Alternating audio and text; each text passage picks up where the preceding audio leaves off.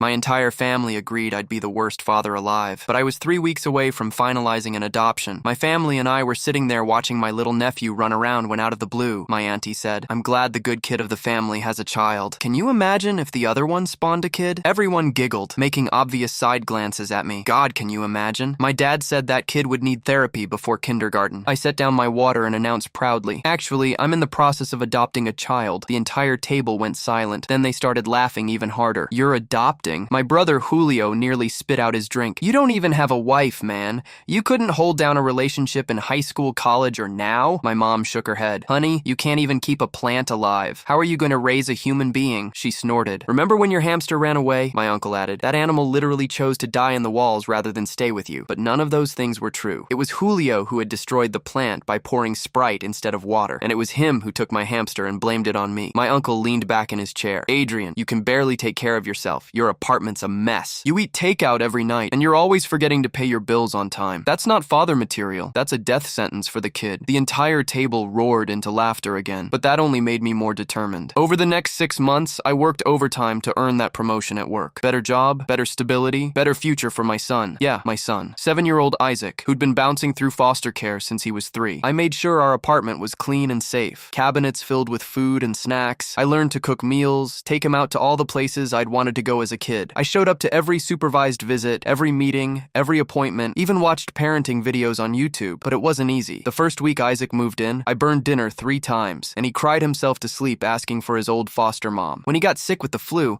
I panicked so hard I called the nurse hotline 4 times in one night. I forgot about picture day, sent him to school and mismatched socks more times than I can count, and once accidentally used fabric softener instead of detergent for his clothes. There were nights I'd lie awake terrified I was proving my family right. But then Isaac started smiling more, started running to me when I picked him up from school, started calling me dad without me having to ask, and I realized I was learning slowly, messily, but I was learning. Meanwhile, Julio's perfect life was falling apart. His wife had caught him cheating with the babysitter, and they went through an ugly public divorce. His son started getting suspended from school for fighting. But still, my family never joked about Julio being a terrible father. They rallied around him, supported him, told him it had all work out. 3 months after the adoption was finalized, I received a call from school from his teacher, who boasted about how well-adjusted Isaac was and how much he constantly spoke about me. "You're clearly doing an amazing job," she said warmly. We started talking about more than just Isaac and quickly exchanged numbers. And for the first time, I had someone I really wanted to commit to, someone I knew who would be good to Isaac. But just as things started going great,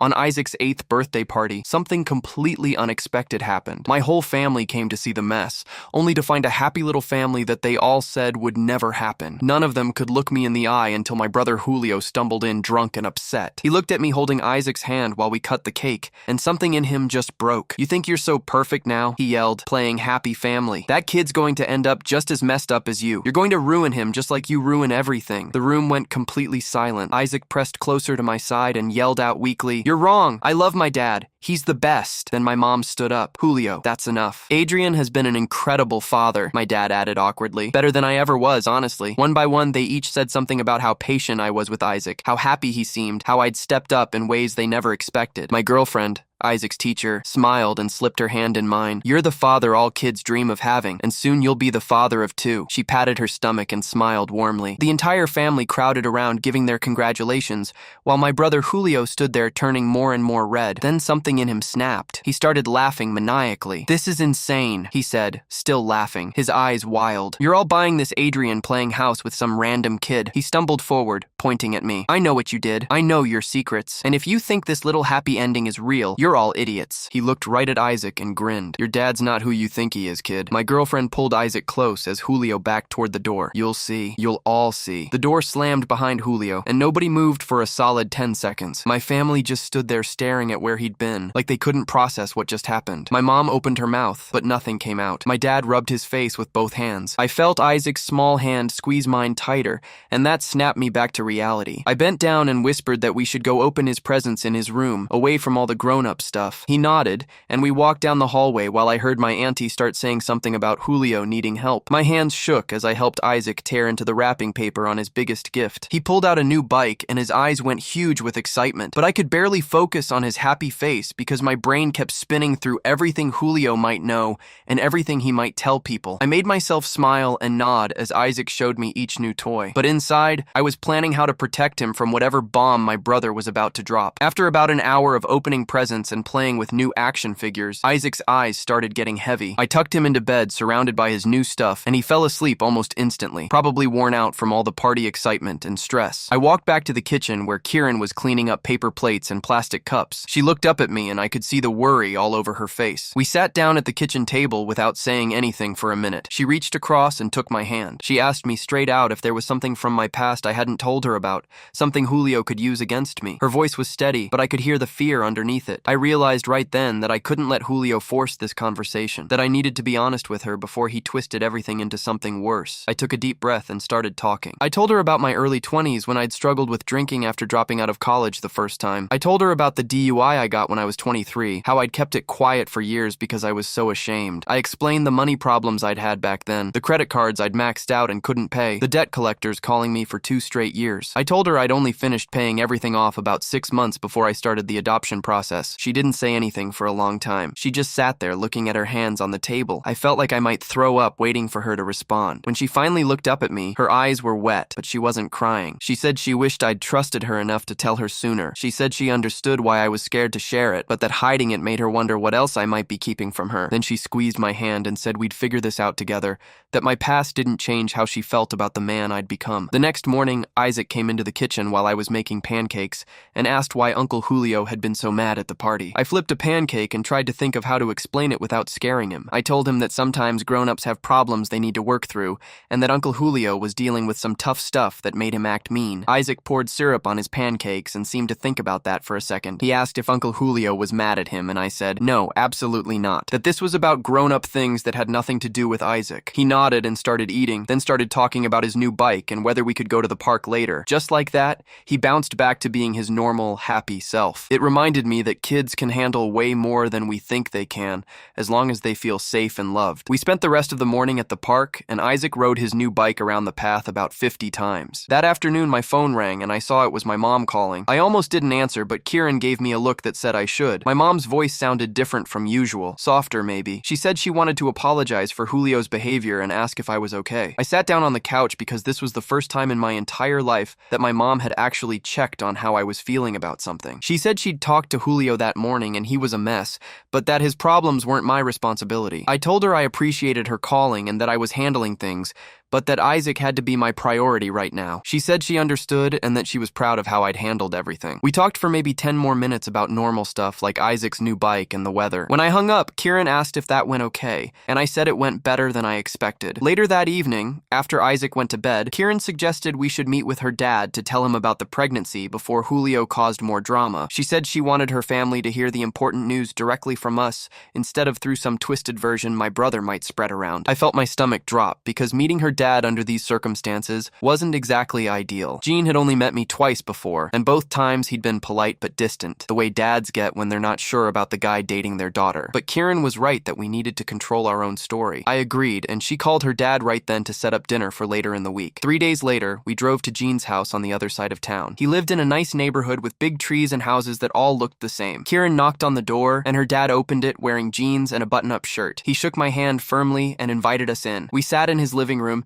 and made small talk about work and the weather for about 5 minutes before Kieran just came out and told him she was pregnant. Gene's face went through about 6 different expressions in 2 seconds. He looked at Kieran, then at me, then back at Kieran. He asked how long we'd been together, and Kieran said almost 5 months. He leaned back in his chair, and I could see him doing the math in his head, probably wondering if I was good enough for his daughter and worried about how fast everything was moving. He asked me about my job and my apartment and how I was managing with Isaac. I answered everything honestly while he watched me like he was looking for cracks in my story. Then Kieran jumped in and started explaining how I'd proven myself as a father to Isaac, how patient and dedicated I was, how she'd watched me grow into the role over months of getting to know us both. She said she was confident in our future together, and that she wouldn't have let things get this far if she had any doubts. Gene's face softened a little bit when she said that. He told me he'd heard good things about how I was with Isaac from Kieran, and that being a single parent wasn't easy, but I seemed to be handling it well. He said he wanted to be supportive, but that he needed time to process everything. We stayed for another hour talking about practical stuff like doctor appointments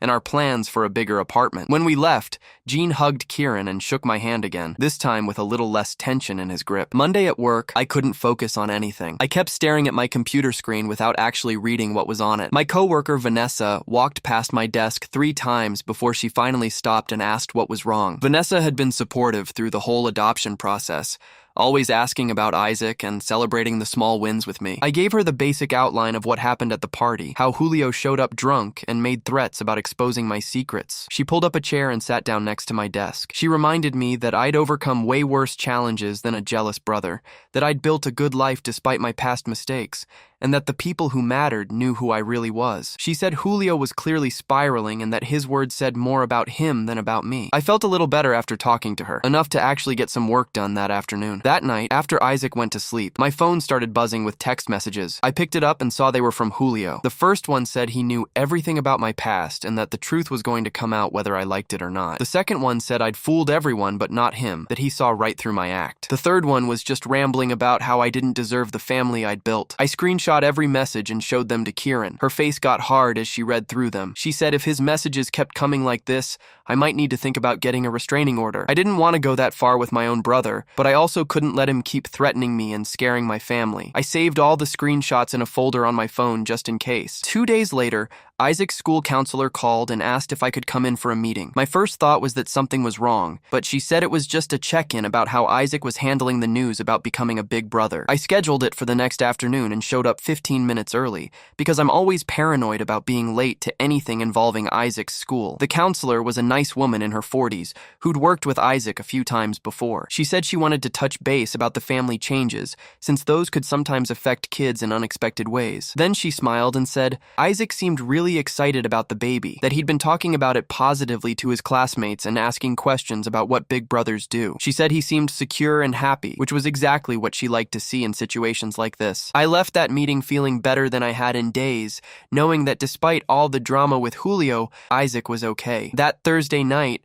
my phone buzzed with an incoming call from a number I almost didn't recognize because my dad never called me. I stared at the screen for 3 rings before answering, already bracing myself for whatever family drama was coming next. He asked if I wanted to meet for coffee on Saturday morning, just the 2 of us, which had literally never happened in my entire life. My first instinct was to say no and protect myself from whatever lecture or criticism he had planned, but something in his voice sounded different. I told him I could meet him at the diner near his house around 10 South, then spent the next 2 days wondering what he wanted and whether this was some kind of trap. Saturday morning, I showed up 15 minutes early because I'm always paranoid about being late, and I sat in my car watching the diner entrance until I saw my dad's truck pull into the parking lot. He looked older than I remembered as he walked toward the door, his shoulders a little more hunched than they used to be. Inside the diner, we took a booth by the window and ordered coffee, both of us avoiding eye contact while the waitress filled our cups. My dad cleared his throat 3 times before he finally started talking, admitting he'd been too hard on me growing up and that he'd spent years projecting his own failures onto me instead of supporting me. He said watching me with Isaac at the birthday party made him realize what real fatherhood actually looked like, and it forced him to confront how badly he'd messed up with both me and Julio. I sat there frozen with my coffee cup halfway to my mouth, not knowing how to process what I was hearing. He kept going, saying he wanted to try building a better relationship if I was willing to give him that chance, and his eyes were actually wet, like he might cry. I didn't know what to say at first because this was the man who'd spent my entire childhood telling me I'd never amount to anything, and now he was sitting across from me apologizing. Eventually, I told him I appreciated the apology, and I was willing to take things slowly, 1 step at a time. We agreed to start with monthly lunches where we could get to know each other as adults, instead of falling back into the same broken patterns from my childhood. The conversation felt awkward and uncomfortable, but also kind of necessary, like lancing an infected wound that had been festering for decades. We finished our coffee and went our separate ways, and I drove home feeling weird and off balance, but maybe a little bit hopeful. Tuesday night the following week, I was helping Isaac with his homework at the kitchen table when someone started pounding on my apartment door. The banging was so loud and aggressive that Isaac jumped in his chair and looked at me with scared eyes. I recognized Julio's voice immediately,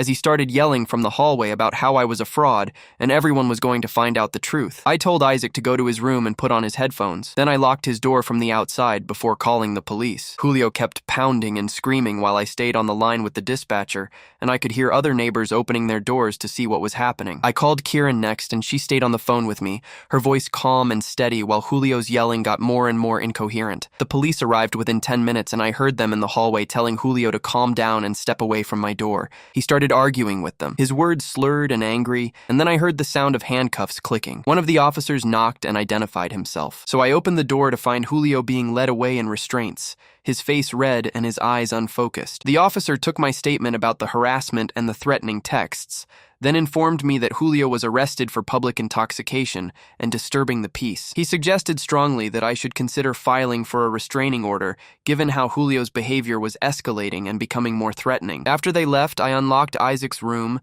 and found him curled up on his bed with his headphones still on, and it took me 20 minutes to convince him that everything was okay and he was safe. The next morning, I took off work and spent hours at the courthouse gathering all the documentation I needed for the restraining order filing. I printed out every threatening text message Julio had sent, wrote a detailed timeline of his increasingly unstable behavior, and attached the police report from the apartment incident. The clerk at the family court window walked me through the paperwork and scheduled a hearing date for 2 weeks out. My hands shook while I filled out the forms because this felt like such a huge step to take against my own brother. But I kept thinking about Isaac's scared face and knew I had to protect him. I submitted everything and got a temporary order that would be in effect until the hearing, which meant Julio legally had to stay away from me and my family. Walking out of the courthouse, I felt exhausted and sad, but also relieved that I was finally taking action instead of just hoping Julio would get better on his own. That afternoon, my mom called with her voice thick from crying, saying she'd heard about Julio's arrest and didn't know what to do or how to help either of us. She kept saying she was torn between her 2 sons and felt like she was losing both of us to this conflict. I told her as gently as I could that Julio needed professional help that I couldn't provide, and that my first priority had to be protecting Isaac from his instability. She cried harder and asked if there was any way to fix this without courts and restraining orders, but I stood firm. I explained that Julio had crossed too many lines and that Isaac's safety wasn't something I could compromise on, even for family peace. My mom eventually accepted what I was saying, even though she clearly didn't like it, and she promised she'd try to get Julio into some kind of treatment program. After we hung up, I sat on my couch staring at nothing for a long time, feeling the weight of everything that was happening. The next weekend, Kieran and I decided to focus on something positive and started looking at bigger apartments since we'd need more space with a baby coming. We brought Isaac along and made it fun, letting him imagine which room would be his and talking about how we decorate. At the third apartment we viewed, Isaac got really excited about a place that had 2 bedrooms, plus a small office that could become a nursery. He started planning out loud about what color we should paint the baby's room and asking if he could help pick out furniture for his future sibling. Watching him get so invested in our growing family made all the stress with Julio feel more manageable, like we were building something real that nobody could take away from us. We put in an application for that apartment that same day and crossed our fingers that we'd get approved. 2 weeks later, I sat in the courtroom waiting for the restraining order hearing to start with Kieran beside me and a folder full of evidence on my lap. Julio showed up 10 minutes late looking disheveled and angry with wrinkled clothes and uncombed hair. He was representing himself and immediately started rambling to the judge about how I was manipulating everyone and destroying our family. The judge let him talk for about 2 minutes before cutting him off and asking to see my documentation. I handed over the police report, the screenshots of threatening texts, and my written statement about the escalating harassment. Julio tried to interrupt several times, but the judge told him firmly to wait his turn. After reviewing everything, the judge granted my request for a 1-year restraining order, stating that the documented harassment and police involvement showed a clear pattern of threatening behavior. Julio's face turned red, and he started to argue, but the wife stepped forward and the judge warned him that any violation would result in immediate arrest. Walking out of that courtroom, I felt safer than I had in weeks, even though I knew this was just going to make Julio angrier. 3 days after the hearing, my auntie called asking me to drop the restraining order because it was tearing the family apart. She said everyone was upset and taking sides and that I was making things worse by involving the courts in family business. I told her firmly that Julio's behavior was what caused the problems,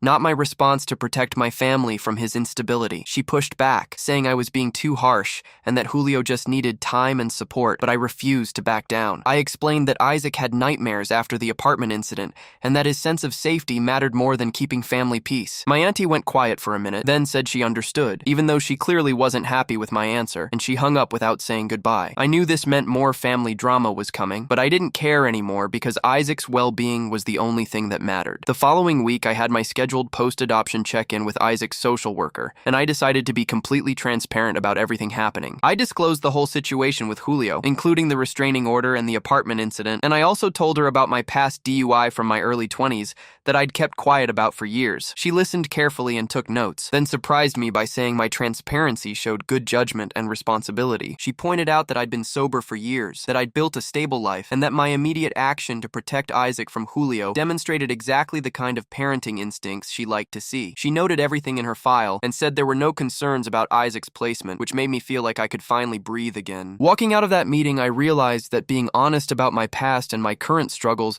was actually making me a better parent, not a worse one. 2 weeks later, Kieran and I sat in the waiting room at the women's health clinic for her first ultrasound appointment. Isaac was at the school and I kept checking my watch even though we had plenty of time. The nurse called Kieran's name and we followed her back to a small dim room with an ultrasound machine. Kieran lay back on the exam table and lifted her shirt while the technician squirted cold gel on her stomach. The screen flickered to life, and suddenly there it was, this tiny flickering blob that was our baby. The technician pointed out the heartbeat and measured different parts while typing notes. I stared at that screen thinking about how a year ago, my family laughed at the idea of me being a father. Kieran reached over and squeezed my hand without looking away from the monitor. She leaned close and whispered that she was proud of me. My eyes got wet and I had to blink a few times because I didn't want to cry in front of the technician. We left with printouts of the ultrasound images and I tucked them carefully in my wallet. The following Saturday, Gene Mercer called and asked if I wanted to go to a baseball game with him, just the two of us. I said yes, even though it felt like some kind of test. We met at the stadium and found our seats in the upper deck. Gene bought us hot dogs and beer, though I stuck with soda. For the first few innings, we just watched the game and made small talk about the players. Then during the 7th inning stretch, he asked about my job. I told him about the promotion I'd earned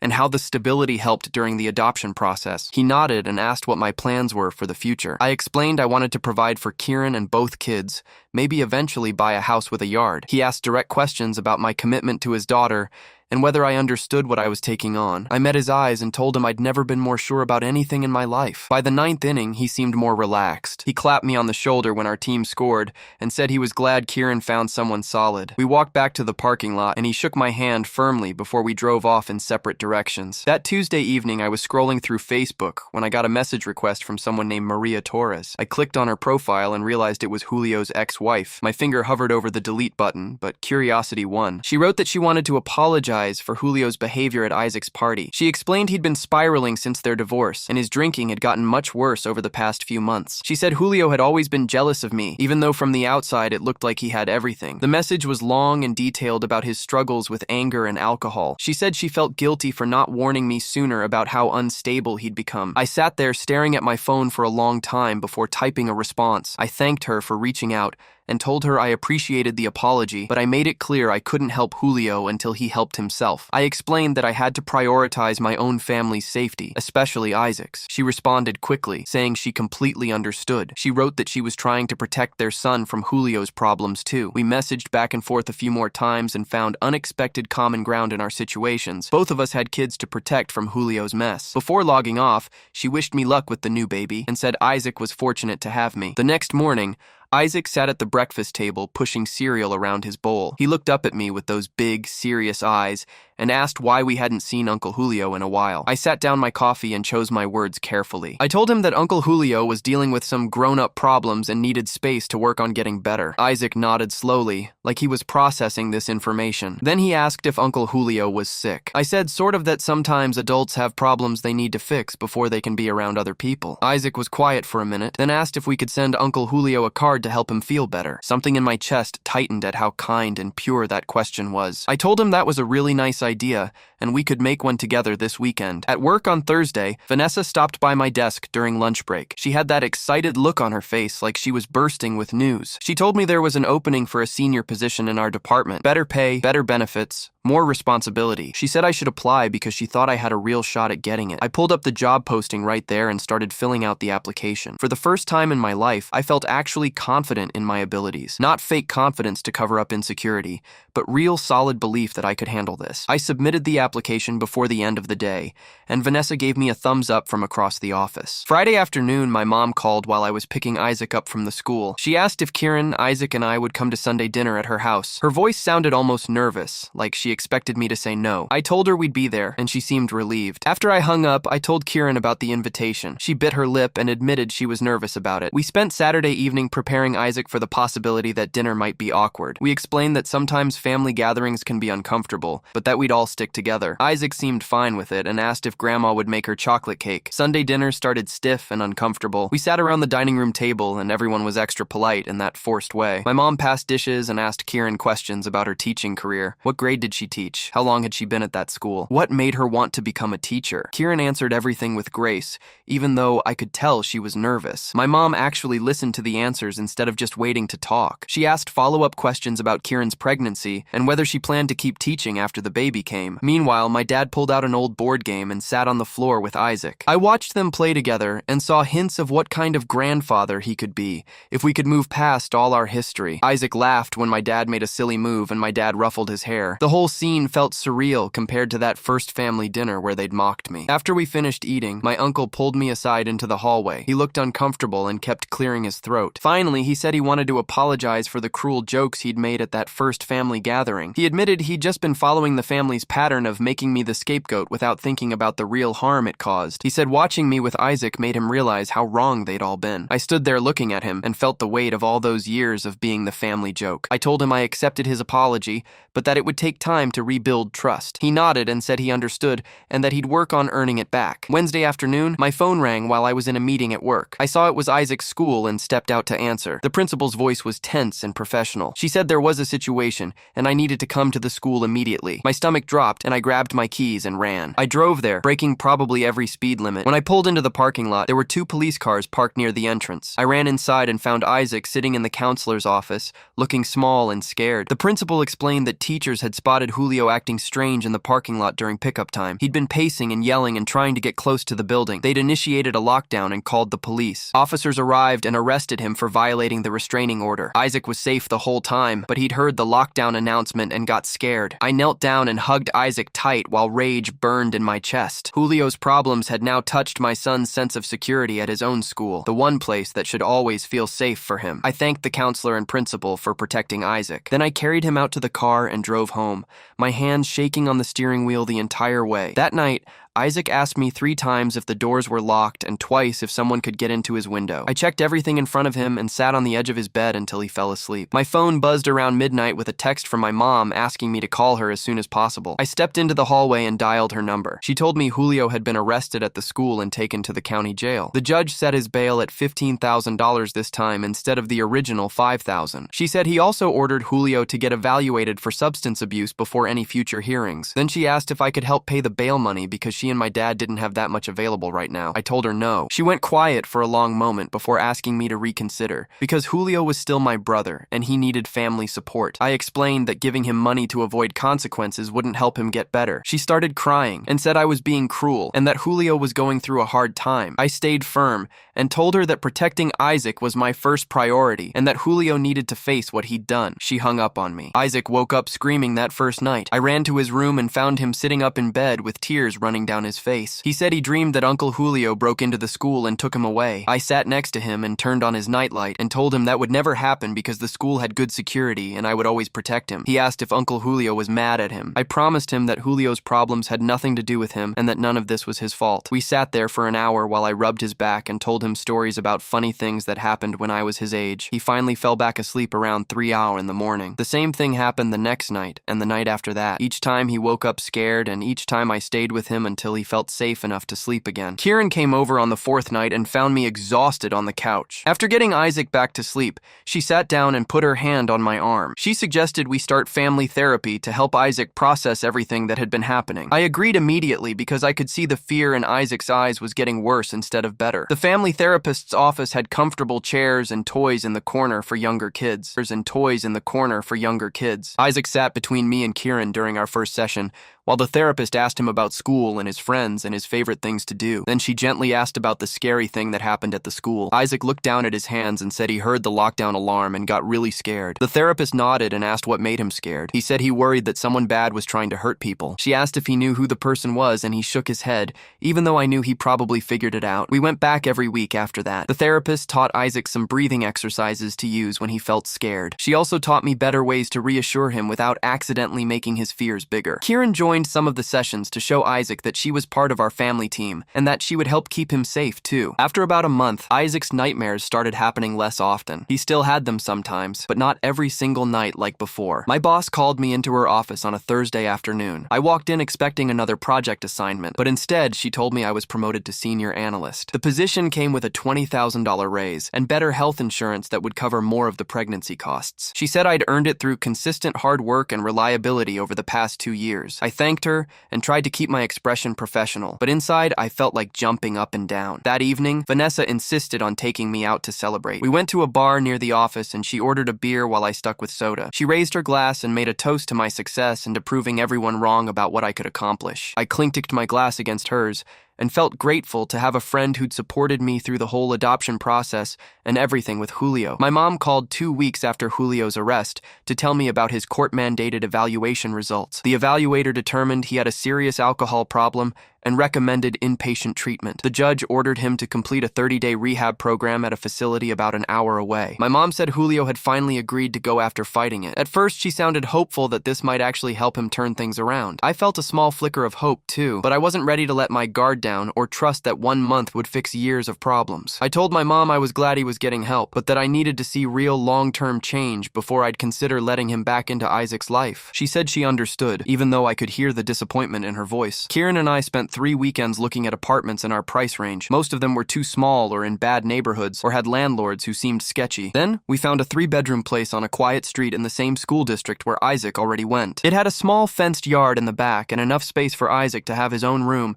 and for us to set up a nursery for the baby. The kitchen was updated and the landlord seemed reasonable when we met him. We signed the lease that same day. Isaac came with us to see it before we signed, and he ran from room to room getting excited about having a bigger space. He picked out which room he wanted and started planning where he'd put his toys and his bed. Watching him happy and excited made all the apartment hunting worth it. Moving day came faster than expected. I'd packed up most of our stuff over the previous week, but there were still boxes everywhere when my dad showed up that Saturday morning. He'd never offered to help me move before, so I was surprised when he called and asked what time to arrive. We worked together carrying boxes down the stairs and loading them into the moving truck I'd rented. He didn't say much at first, but as we carried a heavy bookshelf together, he told me he was proud of how I'd handled everything with Julio. He said I'd shown more strength and better judgment than he ever had. Then he admitted he'd been wrong about my abilities as a father and wrong about a lot of things when I was growing up. We set the bookshelf down in the truck, and I thanked him for saying that. It wasn't a complete repair of our relationship, but it felt like a real start. Jean showed up at the new apartment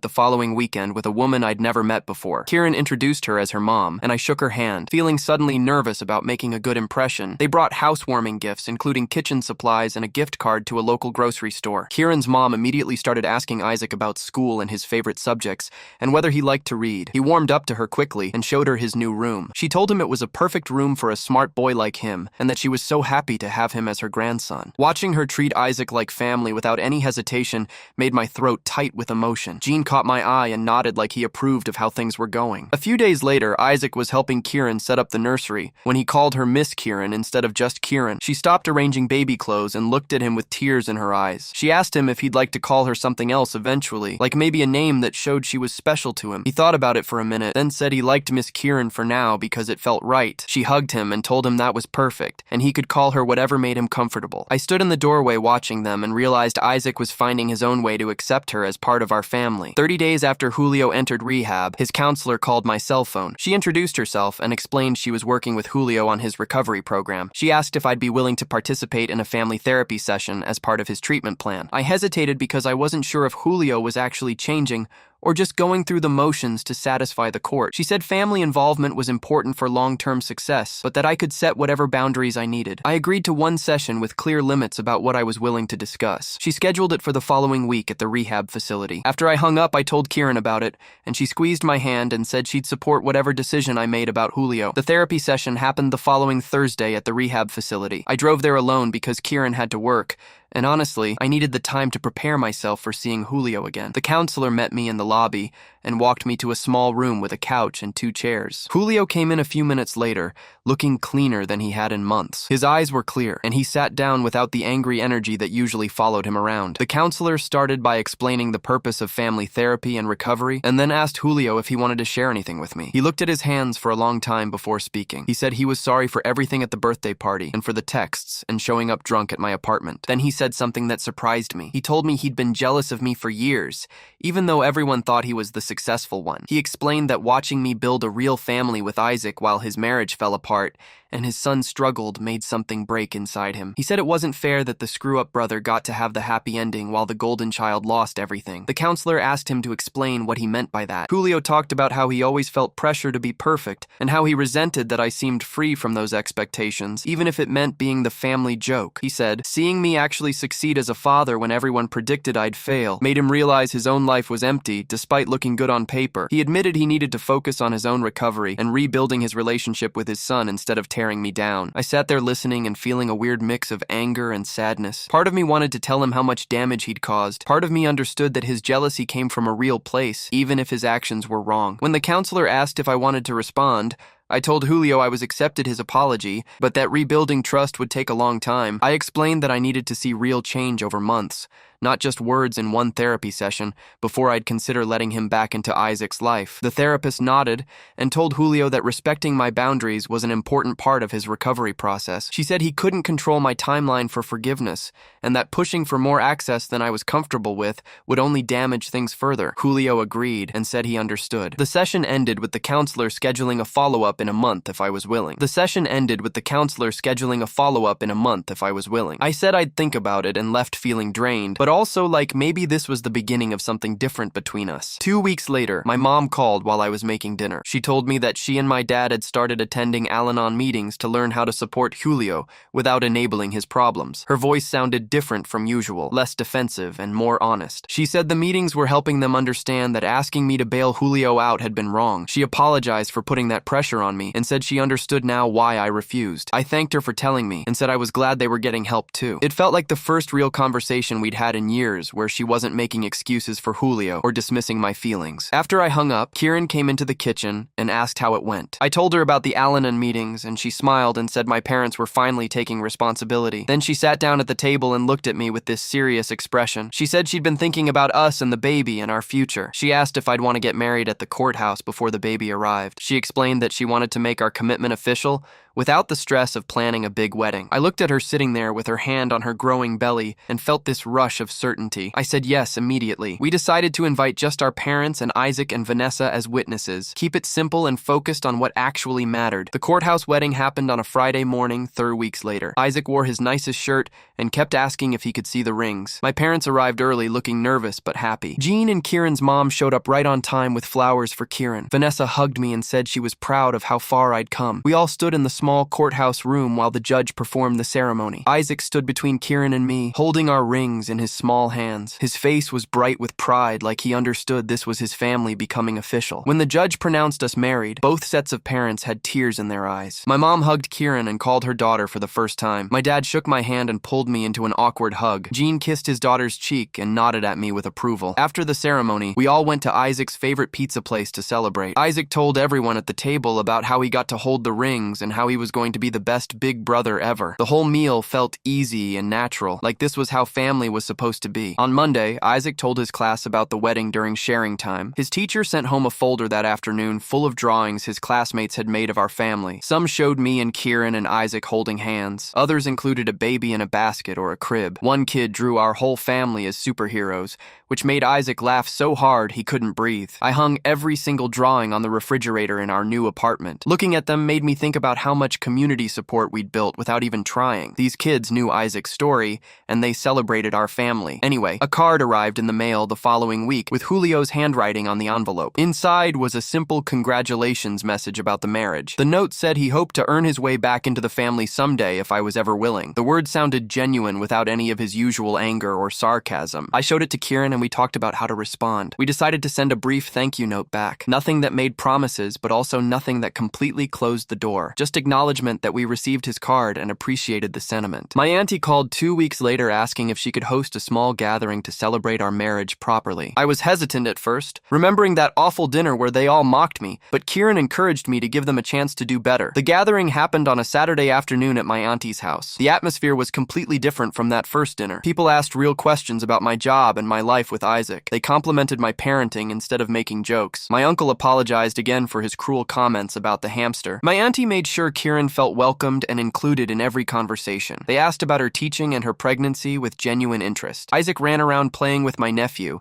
and everyone commented on how happy and well-adjusted he seemed. My mom and dad sat together looking more relaxed than I'd seen them in months. It felt like the family was finally seeing me as an actual person instead of their designated failure. Gene pulled me aside near the end of the gathering. We stood in my auntie's backyard while kids played on the swing set. He told me he was wrong to doubt me when we first met. He said he could see now that I was exactly the kind of man his daughter and grandson deserved. He officially welcomed me into their family and said he was excited to meet his new grandchild in a few months. His acceptance meant more than I expected it to. Having Kieran's dad on my side felt like proof that I'd really become someone worth respecting. Isaac's school held a father-son event the next month. We showed up together, and Isaac immediately started introducing me to his friends as his dad. No hesitation or awkwardness, just pure pride in his voice. Other parents came up to talk to me throughout the event. Some of them knew our adoption story from the school newsletters or from their kids. They complimented my dedication to Isaac and said nice things about how happy he always seemed. One dad told me he admired how I'd stepped up when Isaac needed someone. Another said his own son looked up to Isaac and wanted to be adopted too, which made me laugh. Standing there watching Isaac play games with his friends, I realized something important. I'd stopped feeling like I needed to prove myself to anyone except Isaac. My family's opinion didn't matter as much anymore. Julio's jealousy couldn't touch what I'd built. All that mattered was that Isaac felt loved and secure, and that our family was real, regardless of what anyone else thought. 3 weeks before Kieran's due date, I woke up on a Saturday morning to her shaking my shoulder. She was having contractions 5 minutes apart,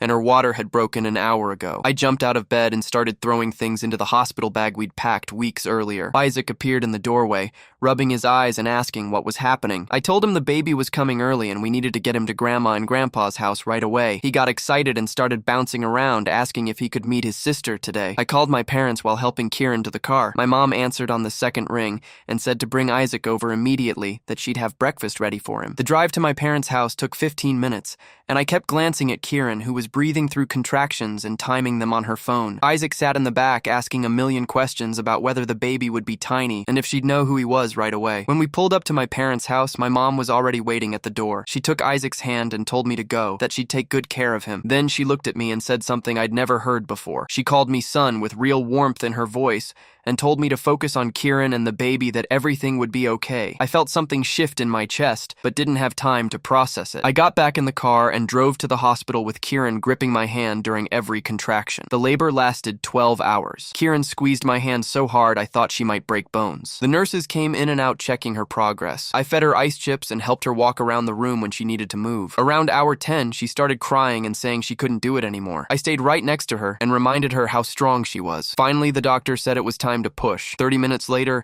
I heard a cry that changed everything. The nurse placed this tiny wrinkled baby on Kieran's chest. Our daughter Lily weighed 6 lb and had a full head of dark hair. When I held her for the first time, my hands were shaking. She was so small and perfect and mine. The nurse who'd been helping with the delivery smiled and said I seemed like a natural with newborns. Kieran laughed, even though she was exhausted, and said I'd had plenty of practice being a dad already. I couldn't stop staring at Lily's face and thinking about how different my life looked now compared to a year ago. My parents brought Isaac to the hospital that afternoon to meet his baby sister. He walked into the room holding my mom's hand, and his eyes went wide when he saw the baby. I sat him in the chair next to Kieran's bed and carefully placed Lily in his arms while supporting her head. He stared at her with this amazed expression and asked why she was so small. Kieran explained that all babies start out tiny and grow bigger every day. Isaac wanted to know when she'd be able to play with him and if she knew he was her big brother. He asked about 10 more questions in rapid fire while gently touching Lily's tiny fingers. My dad stood back taking photos on his phone. I pulled out my own phone and captured the moment with Isaac holding Lily and smiling bigger bigger than I'd ever seen. Looking at that photo later, I knew this was when our family became complete. Not when I adopted Isaac or when Kieran and I got married, but right here with both my kids together for the first time. We brought Lily home 3 days later and immediately fell into the chaos of newborn life. She woke up every 2 hours wanting to eat. Kieran and I took turns getting up at night, stumbling around the dark apartment half asleep. Isaac surprised us by being incredibly helpful. He'd fetch clean diapers without being asked and bring Kieran water while she fed the baby. When Lily cried, he'd sing the songs I used to sing to him when he first moved in. Sometimes I'd find him just standing next to her bassinet watching her sleep. Kieran and I were exhausted beyond anything I'd experienced before, but we worked together like a real team. She'd handle feeding while I changed diapers. I'd do laundry while she napped with the baby. We'd trade off holding Lily so the other could shower or eat. Even in the middle of the hardest nights when both kids needed something at the same time, it felt right, like this was exactly what we were supposed to be doing. 2 weeks after we brought Lily home,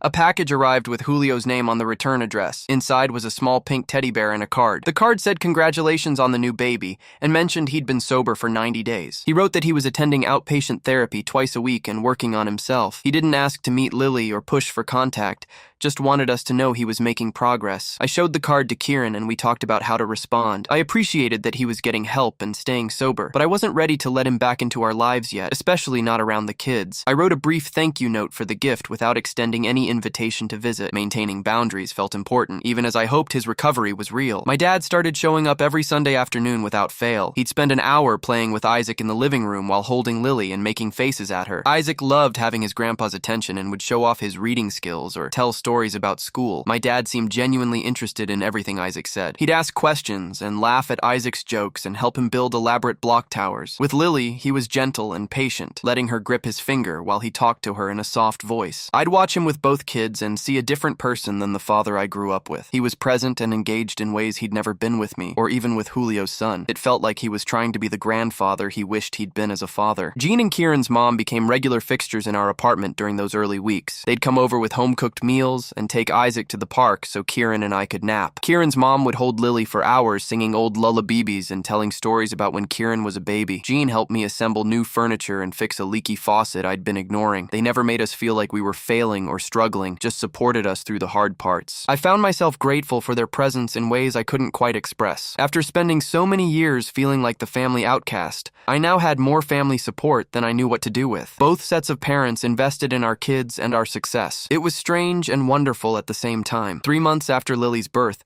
Julio sent a text asking if we could meet for coffee. He said he wanted to show me his 6-month sobriety chip and talk about his progress. I stared at the message for a long time before responding. Part of me wanted to ignore it and keep him at a distance, but another part was curious if he'd actually changed or if this was just another manipulation. I agreed to meet him at a coffee shop downtown without the kids. I told Kieran where I'd be and promised to text her every 30 minutes so she'd know I was okay. The morning of the meeting, I was nervous in a way I couldn't quite name. Nervous he'd be drunk or angry. Nervous he'd try to guilt me into letting him meet Lily. Nervous that seeing him would bring back all the bad feelings from the birthday party. When Julio walked into the coffee shop, I almost didn't recognize him. He looked healthier than I'd seen him in years. His eyes were clear and focused. He'd gained some weight back and his skin didn't have that gray tint anymore. We sat down at a corner table and he pulled out a silver chip from his pocket. 6 months sober. He set it on the table between us like proof. Then he started talking and I just listened. He took full responsibility for everything that happened at Isaac's birthday party. Didn't make excuses about being drunk or jealous, just owned that his behavior was wrong and hurtful. He talked about therapy and AA meetings and learning to deal with his anger. He mentioned rebuilding his relationship with his own son, taking it slow and proving he could be reliable. He said he understood if I never trusted him around my kids, that he'd earned my distrust, and it would take years to rebuild anything between us. But he wanted me to know he was genuinely trying to become a better person, not for me or for anyone else, but for himself. I sat there processing everything he said before responding. I told him I could see his progress, and I was glad he was getting help. That seeing him healthy and clear-eyed gave me hope he might actually maintain his sobriety this time. But I was honest that rebuilding trust would be a slow process, that it would depend on him staying sober and respecting whatever boundaries I set, that my priority would always be protecting Isaac and Lily from instability. He nodded through everything I said and didn't argue or push back. He said he was willing to do whatever it took for as long as it took. That he knew he'd destroyed the relationship between us and earning it back was completely on him. For the first time in our entire lives, we were having an honest conversation. No competition or resentment or family dynamics getting in the way. Just two brothers trying to figure out if there was anything left to salvage between them. 6 months later, Thanksgiving at my parents' house felt like walking into a different universe. I carried Lily in her her car seat while Isaac held Kieran's hand. And when we walked through the door, my mom actually hugged me first instead of making some joke. My dad took the car seat from me and cooed at Lily, calling her his granddaughter without any awkwardness. The table was set with actual place cards,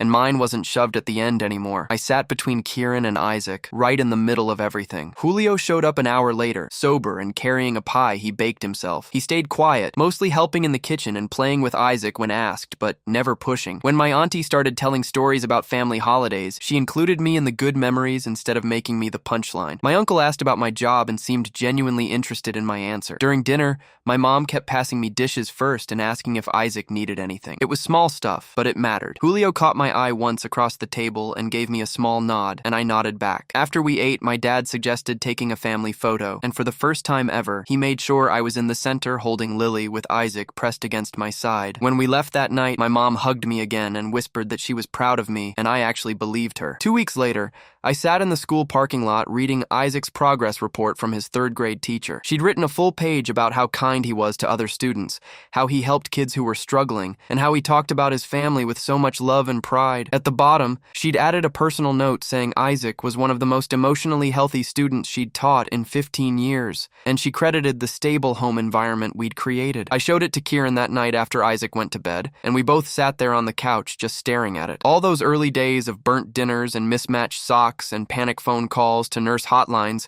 had led to this. A happy, healthy kid who felt safe and loved enough to be kind to others. Kieran squeezed my hand and said we'd done good, and I finally let myself believe it. My parents started coming over every Sunday after that, bringing groceries and staying to help with whatever we needed. My mom would hold Lily while I helped Isaac with homework, and my dad would fix things around the apartment without me asking. They asked Kieran about her lesson plans and her students, treating her like she'd always been part of the family. It wasn't perfect. Sometimes my mom would say something that reminded me of the old days, or my dad would make a joke that landed wrong. But they were trying, really trying, and that was more than I'd ever expected. We'd never erased the years of them treating me like the family joke, but we'd found a way to move forward that felt workable. They were becoming the grandparents Isaac and Lily deserved, even if they'd never be the parents I'd needed growing up. 4 months after that Thanksgiving, Julio asked if he could see Isaac and Lily at my parents' house with everyone there. I agreed, but stayed the whole time, watching how he interacted with them. He was patient with Isaac's questions and gentle when holding Lily. He didn't try to be their favorite uncle or compete for their attention. He just showed up and was present and appropriate. Over the next few months, he kept proving himself reliable. He came to Sunday dinners sober, helped my parents with projects, and never once pushed for more access than I was comfortable giving. He sent Isaac birthday cards and asked about school without making it weird. Slowly, carefully, I started trusting him around my kids for short visits while I stayed nearby. He never complained about my caution or tried to rush the process. He understood he'd destroyed the trust between us and that earning it back was completely on him. When Isaac's 9th birthday rolled around, almost exactly a year after that disaster party, we threw a celebration at our apartment with both sides of the family. The place was packed with people, but the atmosphere was completely different. Jean and Kieran's mom brought a huge cake they decorated themselves. My parents arrived early to help set up. Julio came with a thoughtful gift he'd clearly put effort into choosing. Everyone sang happy birthday without any tension or undercurrent of judgment. Isaac blew out his candles while kids from his class ran around playing games. Kieran held Lily on her hip and helped serve cake. My mom and Kieran's mom chatted in the kitchen like old friends. My dad and John stood together watching the kids play,